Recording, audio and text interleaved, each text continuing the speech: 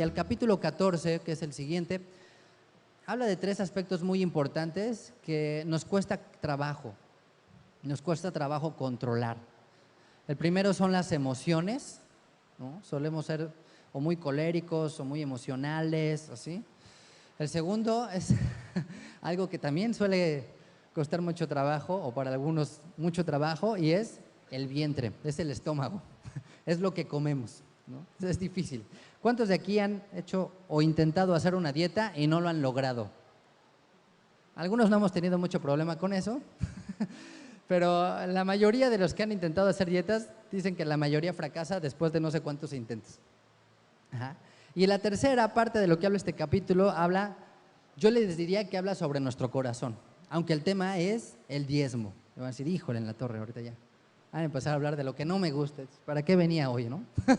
De la comida y del dinero. No, pues está difícil. Bueno, no sé hasta dónde lleguemos, así que...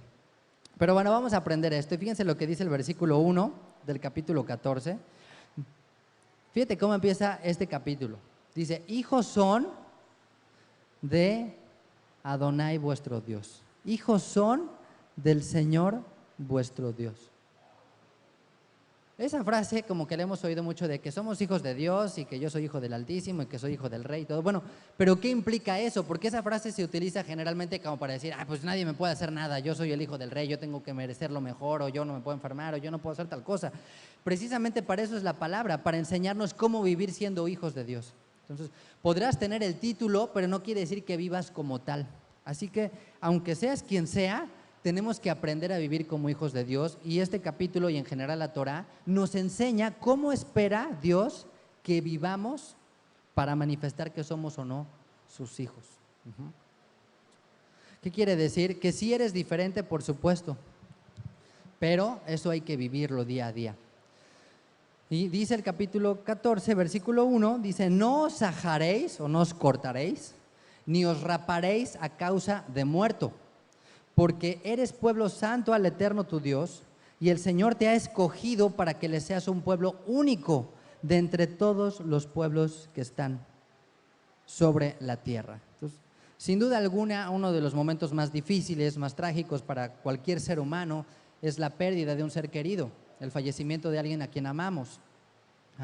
Y una práctica común que se daba en aquellos días entre los pueblos que habitaban estas regiones era el arrancarse el cabello o el raparse, aunque cuando dice raparse pensamos así como que en la máquina, ¿no? Que no había esas máquinas, pero sí se hacían a veces las prácticas de arrancarse así el cabello, imagínense, así arrancarse el cabello, o hacerse cortes en el cuerpo, en la cara, o sea, como quien dice, estarse flagelando ellos mismos. Hoy en día es una práctica común todavía, incluso entre los musulmanes.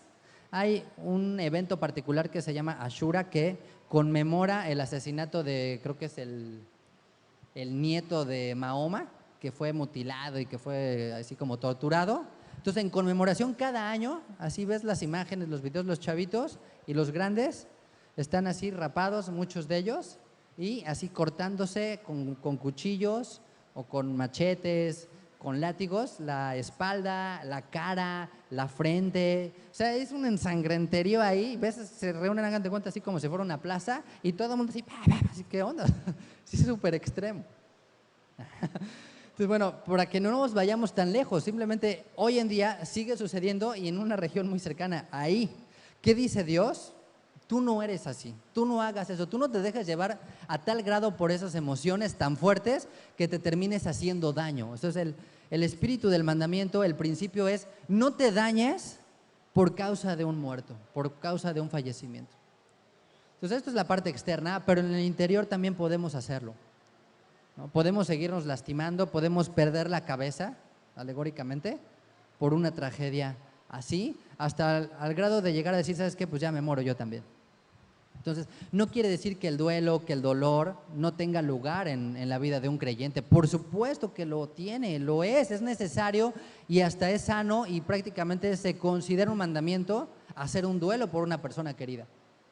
Pero lo que Dios dice es diferente la manera en la que tú lo tienes que vivir. Es diferente tu perspectiva. ¿Por qué? Porque nosotros tenemos un Dios vivo. Porque nosotros tenemos una esperanza diferente. ¿Tú lo crees? ¿Cuántos creen esto? Sí, de todo corazón. Tenemos que confiar en esto de todo corazón, que tenemos un Dios de vivos y no de muertos. Y pues aquellos que hayan estado en un velorio de personas que han tenido esta fe, te das cuenta que es muy diferente. Porque si no, se puede llegar a estos extremos. Hace unos días, hace unas semanas, estuve en una situación con una persona del trabajo que no llegaba y no llegaba al velorio. Y decíamos, ¿por qué no llega? Dicen, pues es que lo iban a meter a la cárcel. ¿Por qué? Dice, pues es que se puso a golpear al doctor que le dio la noticia de que había, pues lamentablemente fallecido su esposa. Entonces lo iban a meter a la cárcel porque pues se puso así muy mal, ¿no? Entonces dijimos, híjole, qué bárbaro, o sea, qué fuerte, qué impresión, obviamente de esto que vivió, pero de darte cuenta pues de cómo podía ser así, ¿no? Y yo me quise acercar con él, pero pues él estaba así muy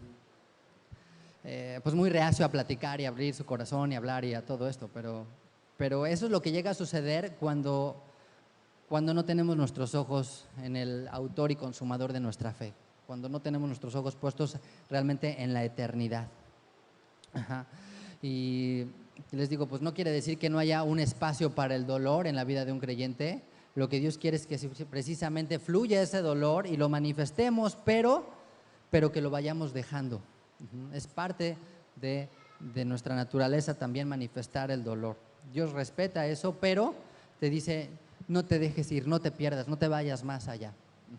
La Biblia dice que Dios no nos ha dado un espíritu de cobardía o de temor, sino de poder, de amor y de dominio propio para manifestar esto. Entonces, pues esto nos habla acerca de contrólate, domínate. Tú tienes la capacidad, aún en la tragedia más grande, de no perder el sentido. Imagínense la gente que sobrevivió al Holocausto. O sea, es algo impresionante. Si nada más de ver las imágenes, el video, todo esto es así dolorosísimo. ¿Cómo te explicas que después esa gente se levantó y continuó haciendo una vida normal, por decirlo así? ¿De qué manera puedes resolver esto? Es algo dificilísimo de sobrellevar. ¿Y sabes cómo? Solo por medio de la fe. Solo por medio de la fe. Entonces Dios quiere, tú puedes controlar todo esto. Dios es más grande que cualquier dolor que puedas tú vivir y cualquier situación que puedas tú tener, incluso más grande que tu propio apetito. Y creo que por eso está relacionado este capítulo en este sentido, porque tal vez es algo que nos cuesta trabajo controlar. Y aquí yo me puse a pensar un poco en este tema que tiene que ver con los alimentos. ¿Por qué es tan importante la ley en este tema? Porque el comer es una práctica pues, que se ha hecho desde el primero hasta el último hombre va a tener que comer, y es algo muy común que generalmente a veces ya ni pensamos. Y el ser humano se enfrenta todos los días a decisiones, tenemos que tomar todos los días decisiones, pero dentro de esas decisiones, muy pocas de ellas, digamos que tienen un carácter moral, o sea, tienen una trascendencia moral o ética. O sea, por ejemplo, si hoy te vestiste y dijiste, pues, ¿qué pantalón me pongo? ¿Este o este? Pues realmente no te pones a orarlo, ¿no? O no te pones a pensar o a consultarle a Dios diciendo, ¿será este pantalón o este pantalón? ¿Será esta camisa o esta camisa? ¿Será? Todos los días tomamos decisiones así, muy simples. ¿Compro manzanas o compro peras? Ajá. No son, digamos, morales. Entonces, ¿qué valor tiene la Torah en nuestra vida así? Que la ley de Dios empieza a introducir a nuestra vida el carácter moral en cada cosa que nosotros hacemos. Entonces, una decisión tan simple como comprar una camisa o una blusa, en el caso de las mujeres, puede convertirse en algo de carácter moral. Porque dices, no, pues sabes que esto es impropio, o comer esto no es apto. Y entonces la misma decisión tan simple de tomar para cualquier persona, para ti puede implicar, vamos a llamarla así, una carga moral. Por eso no podemos abrogar la ley, porque si quitamos esa parte, todas las decisiones que tomemos pues no tienen ningún pesar, no tienen ninguna trascendencia, no tienen ningún sentido moral. Por eso la gente puede divorciarse como si nada, o puede ser infiel y no importa nada, simplemente es una decisión. Y dice, bueno, pues es que la relación evolucionó a otro sentir, ¿no? Así lo dice. Entonces, pues ¿cómo que evolucionó a otra? O sea, no evoluciona nada, o sea, no te sientes mal de hacer esto, no hay en ti algo que te dice que está mal.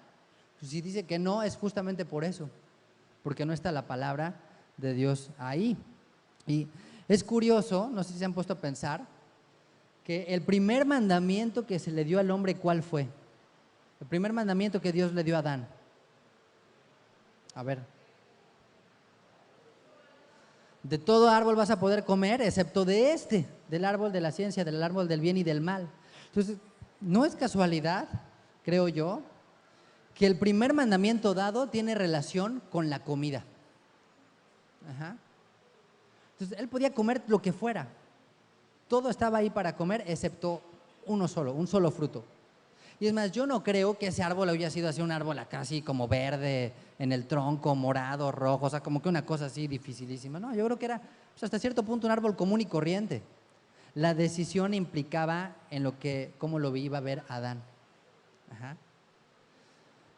Entonces, ¿qué tendría que hacer Adán? Confiar en el Eterno o seguir su preferencia y su propio criterio y hacer lo que quisiera. Eso era lo que tenía que hacer. Entonces, es ahí donde entra el dilema moral. Es decir, ¿lo hago aquí o no lo hago? ¿Esto es lo correcto o es lo incorrecto? ¿No? Como en las caricaturas que aparece el diablito y el angelito y que le dice, sí, hazlo, mira, ve, cae en la tentación. Ajá. Es lo mismo.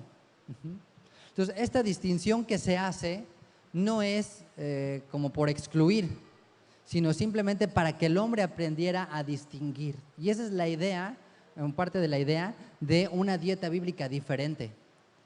Que aprendamos a distinguir desde algo tan simple como un animal limpio y uno inmundo, y así empezar a escalar a un nivel más alto y más complicado. Pero si no somos capaces de distinguir entre un camello y una oveja, pues vas a decir, híjole, pues está difícil que después distingas con quién casarte y con quién no. O cosas así más profundas. Entonces, Dios siempre lo ha hecho de esta manera, o sea, no nos tenemos que sorprender. Dios siempre ha marcado separaciones, siempre ha marcado ciertas diferencias entre la luz con las tinieblas, entre lo santo y lo profano, entre Israel y las demás naciones, entre el mismo Israel, las dividió en 12 tribus y de esas 12 tribus separó una tribu y de esa misma tribu separó a los sacerdotes. O sea, todo el tiempo está haciendo como separaciones. Separación no quiere decir necesariamente una división, simplemente quiere decir que algo es diferente en sí. Y el alimento que Dios creó, o de todas las criaturas que Él creó, hizo criaturas diferentes. Y eso es lo que Dios quiere que entendamos también. Así como acaba de decir, tú eres hijo del Dios, tú eres diferente a los demás, por eso tienes que llevar una dieta diferente a los demás. Y creo que es muy importante darnos cuenta en este tema que no podemos separar lo físico de lo espiritual. No podemos separar lo terrenal del ámbito celestial. El acto de comer va mucho más allá que el simple hecho de alimentarte. No sé si están de acuerdo conmigo. Es un espacio para seguir reflejando nuestra fe. Y como les digo, Dios quería meterse hasta en la cocina. Cuando decimos que se metió hasta la cocina es que pues, prácticamente tiene todas las puertas abiertas. Y eso es lo que Dios quiere hacer en tu fe y en mi fe, pero no nos puede obligar. Dios no nos puede obligar. Y con respecto a la dieta bíblica, pues hay muchas razones por las cuales seguirla, y entre ellas hay mucha gente que piensa que es únicamente por salud, que se va a la ciencia, y por supuesto que hay razones médicas para hacerlo, pero no es la razón principal. Yo les diría, ni siquiera es lo más importante. Claro que trae consecuencias positivas, pero saca de tu mente la idea de que es por salud, porque si es por salud, pues hay gente que no sigue esta dieta y tiene mucho más salud que tú y que yo. O puedes seguir esta dieta desde que naces y de todas maneras te enfermas. Entonces, ¿por qué seguir esto? Si no es más saludable. Es más, hay comida permitida y que te pone hasta el sello kosher y sabes que te hace daño, o sea, sabes que no es bueno para tu cuerpo. Los refrescos, por ejemplo, la Coca-Cola, en algunos casos hasta tiene el sellito y todo. ¿Y es buena o es mala? Es mala, ¿no? Dicen, no contestan, bueno. ¿Cómo entender entonces esto? ¿Por qué seguir esta dieta? Hay un concepto que se le llama los mandamientos llamados Hukim, que en alguna ocasión los hemos platicado, que corresponden a los mandamientos ilógicos o mandamientos irracionales. Y yo quisiera que de todo esto se quedaran con esta información.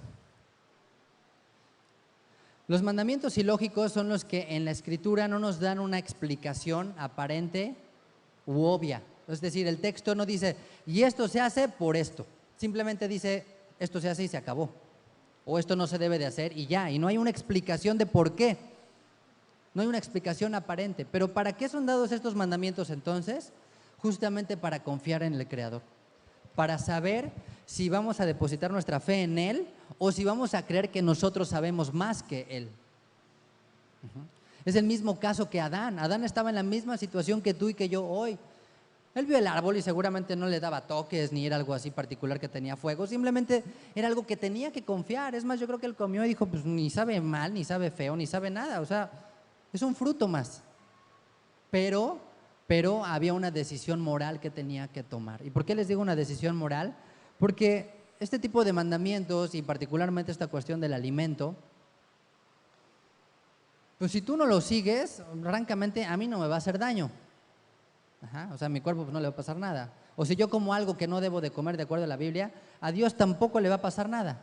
O sea, ni se va a hacer menos poderoso, ni se va a poner a llorar, ni el cielo se va a caer. O sea, ¿quién es el único finalmente que le va a beneficiar y afectar? Pues a ti. O sea, si tú te vas acá atrás y te echas aquí de unos taquitos de lo que no debas, pues eres tú y Dios. Por eso estos mandamientos son tan especiales, son tan particulares. Son totalmente dados con la intención de que depositemos nuestra fe en Él. Si pensamos que esta cabecita es más sabia que el cielo que está arriba, o si podemos confiar en Él. Y Dios nos muestra también que no todo lo que es comestible es alimento. O sea, no todo lo que es comestible quiere decir que implique alimento para nuestro cuerpo. Hay dos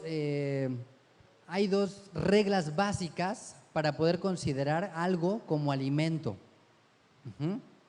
Y esto está en Primera de Timoteo capítulo 4, y me gustaría leérselos.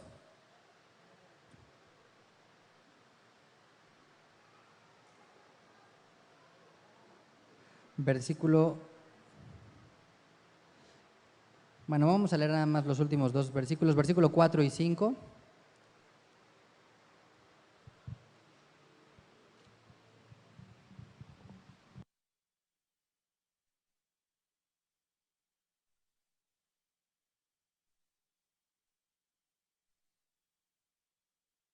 Dos requisitos para que tú puedas considerar algo como alimento de acuerdo a la palabra de Dios. Dice el verso 4, dice, porque todo lo que Dios creó es bueno y nada es de desecharse si se toma con acción de gracias.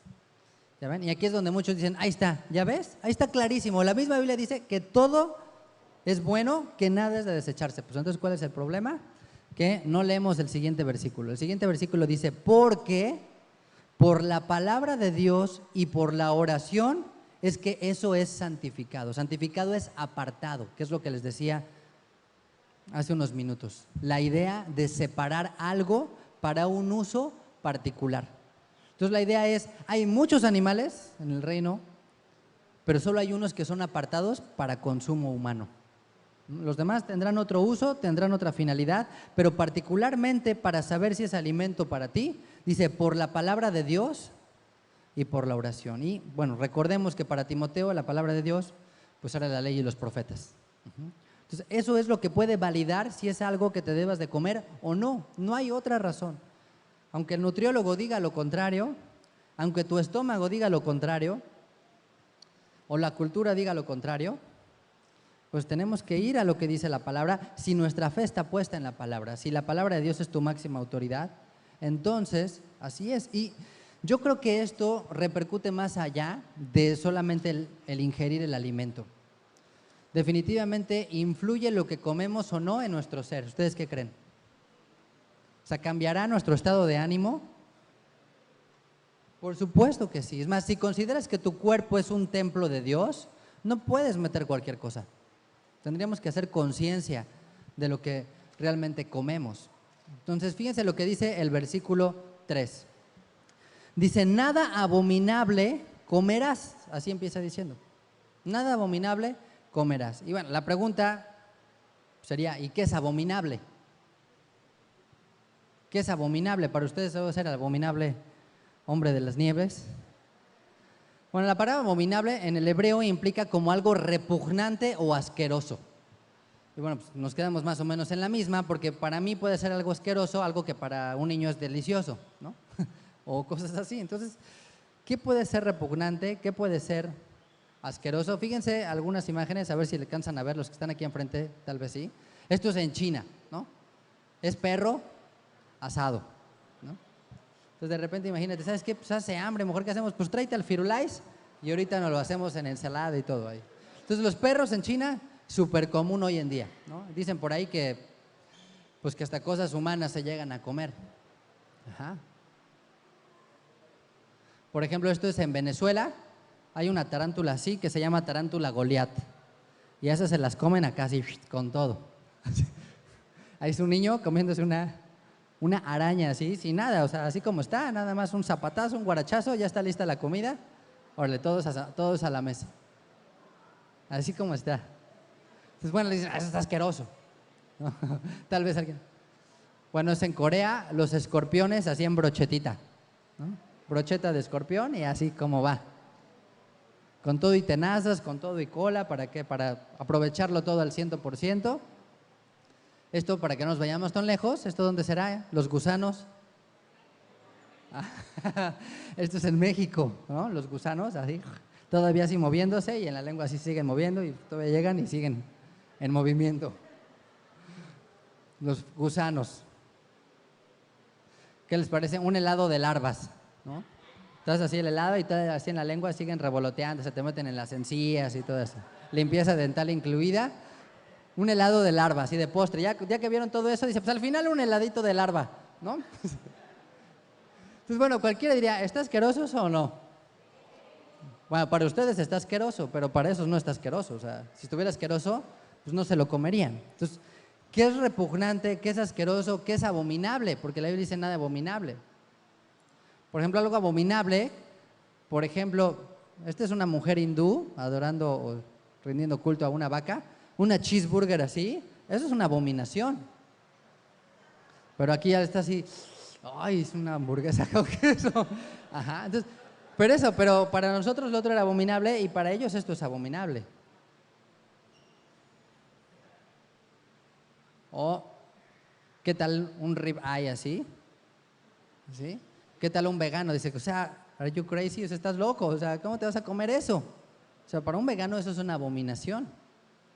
Entonces, ¿qué es abominación? O sea, tendríamos que ponernos de acuerdo porque la palabra misma pues tampoco no nos da mucha información. ¿Cómo entender que nada abominable debemos de comer? Porque eso dice el versículo 3. ¿Dependerá de qué lugar? ¿Cómo podemos entender esto? Pues no depende de mi gusto, eso tengo que entenderlo muy bien. O sea, no es de si a mí se me hace asqueroso o no, entonces no lo como. O de la cultura o de la sociedad o del lugar, o sea, no depende de eso. ¿De qué depende? Depende de la palabra de Dios. O sea, lo que la palabra de Dios dice que es abominación, eso es lo que nosotros deberíamos decir, esto es abominación. No lo que pues, a mi entender y en mi cultura y en mi país es. Porque la palabra es la máxima autoridad, no debería de serlo nuestro vientre, ni nuestro apetito, ni nada. Las leyes de Dios son eternas, no cambian aunque el hombre cambie. Porque pues la dieta del hombre ha ido cambiando muchísimo. Y bueno, pues a lo que a nosotros nos parece raro esto, el día de mañana no sabemos qué se pueda llegar a comer. Entonces, por eso es importante entender y ponernos de acuerdo con el Eterno en este tema. No es que es abominable para ti, es que es abominable para Él. Ese es el punto. Entonces, bueno, si tú no estás de acuerdo con Él, pues bueno, ya es una situación personal que tienes con Él. Ok, bueno, pues vamos a dejarlo hasta aquí, ya los dejé picados. Pero la próxima semana nos vamos a meter de lleno, ahora sí, a ver con detalle cuáles son los que sí y cuáles son los que no. Y vamos a ver una evidencia que ni a Moisés se le pudo haber ocurrido. ¿Cuáles son la diferencia entre los animales permitidos, los mamíferos permitidos y los no permitidos, médicamente y científicamente? Porque hasta hay diferencias que te das cuenta que la Biblia es inspirada por Dios. Porque no hay manera de que un ser humano se le hubiese ocurrido en esa época saber esto. Y esto se descubrió hace algunos años, o sea, algunas décadas, apenas se descubrió esta diferencia de cómo funciona el organismo y el sistema circulatorio de los animales que son considerados aptos y los que no son considerados aptos, y hay una gran diferencia. Y entonces, hay razones médicas, sí, pero como ya vimos, no son las únicas, ni quiere decir que sea lo más importante. Tú puedes comer esta dieta bíblica y enfermarte, pero sabes que estás haciendo lo correcto delante de Él. Y que estamos alineados de acuerdo a lo que es su voluntad y no de acuerdo a lo que es mi parecer. Entonces, por eso es de repente tan difícil para algunos este tipo de mandamientos, porque es un choque contra tu mente, contra lo que tú piensas, contra lo que tú te has formado, contra lo que tú crees. Sí, pero pues si siempre lo hemos comido, ¿cuál es el problema? No es que sea un problema, simplemente es que Dios dice que no lo hagas. Entonces, bueno, pues vamos a dejarlo hasta aquí. Les voy a dejar picados. Nos vamos a orar y a darle gracias a nuestro Padre porque nos empieza a dar más luz, nos empieza a mostrar cómo es que debemos de seguir y